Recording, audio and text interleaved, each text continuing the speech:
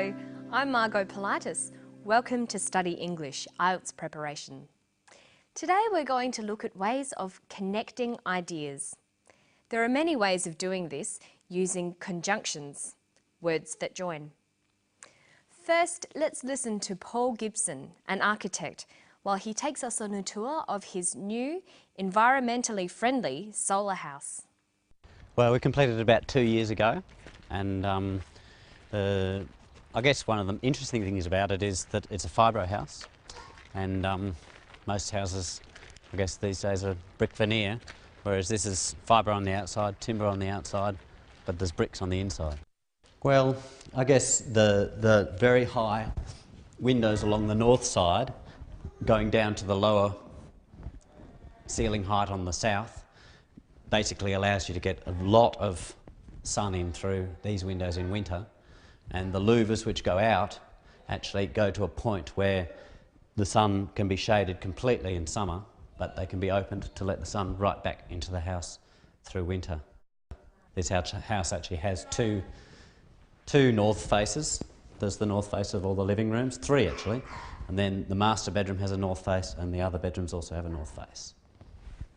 So it's trying to maximise what we call the aperture of the house, which is how much sun you actually get into in winter. Okay, now we've listened to Paul, let's look at the way he connected his ideas.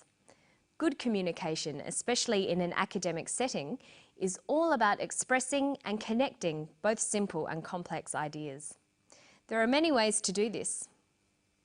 Simple sentences express a single, simple idea. The most simple sentence consists of just a subject and a verb. The door opens.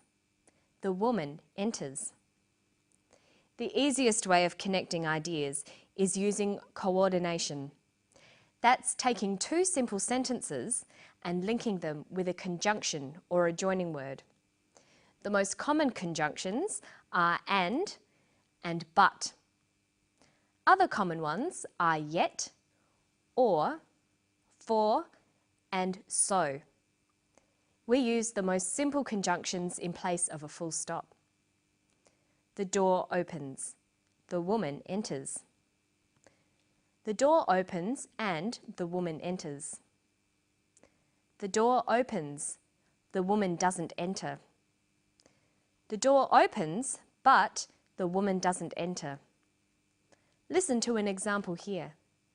Well, we completed it about 2 years ago, and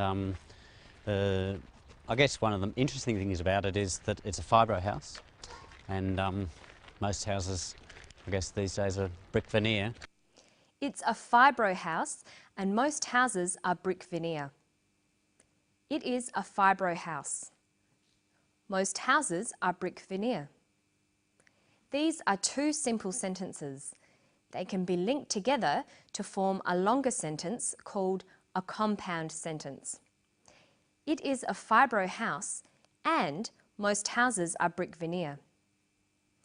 Compound sentences have 2 independent clauses, 2 clauses that can be separate sentences.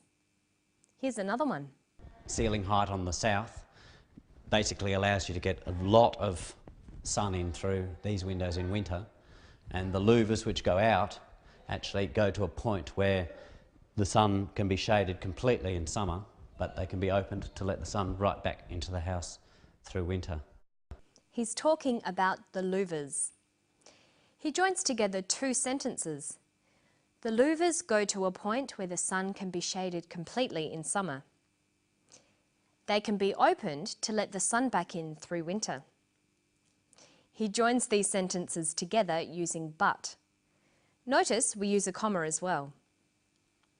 The louvers go to a point where the sun can be shaded completely in summer, comma, but they can be opened to let the sun back in through winter.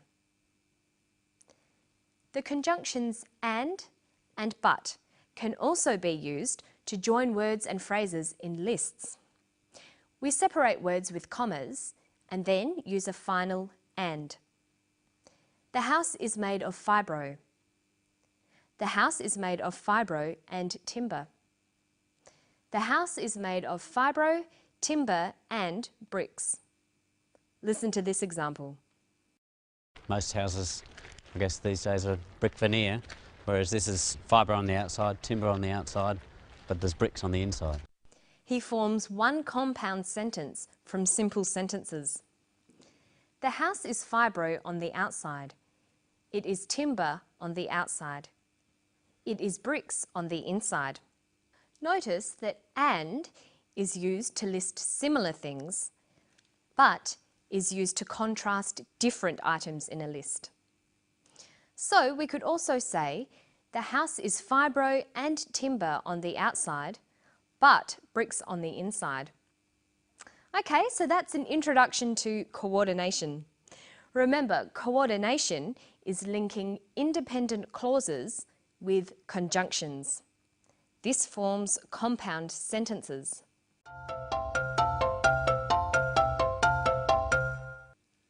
Another way to join ideas is using subordination.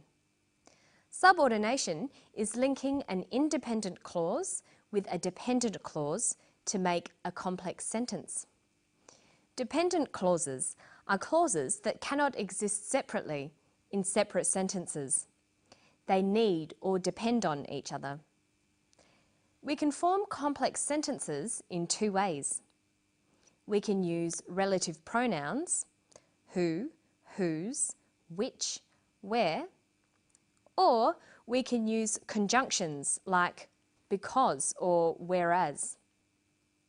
When writing or speaking, it's important for you to practice using a variety of sentences. You'll need to use simple, compound and complex sentences. Here's another example. Trying to maximise what we call the aperture of the house, which is how much sun you actually get into in winter.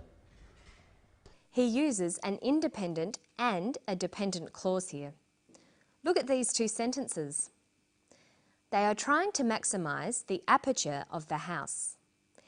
The aperture of the house is how much sun you get. He joins these two sentences together with a relative pronoun. They are trying to maximise the aperture of the house, comma, which is how much sun you get. Now let's practice that. Join these simple sentences to make compound sentences using coordination. Here, try to use and but. The master bedroom has a north face. The other bedrooms have a north face. The master bedroom and the other bedrooms have a north face. And here's another one. The house is warm in winter. The house is cool in summer. The house is warm in winter, comma, but it's cool in summer. Now let's practice subordination. That's making two sentences into one complex sentence. Try using whereas. The house is warm in winter. Most houses are cold in winter. This can become, the house is warm in winter, comma, whereas most houses are cold in winter. And here's another one. Here, try to link the sentences using which. The house is made of fibro. Fibro is a cheap building material. The house is made of fibro, which is a cheap building material.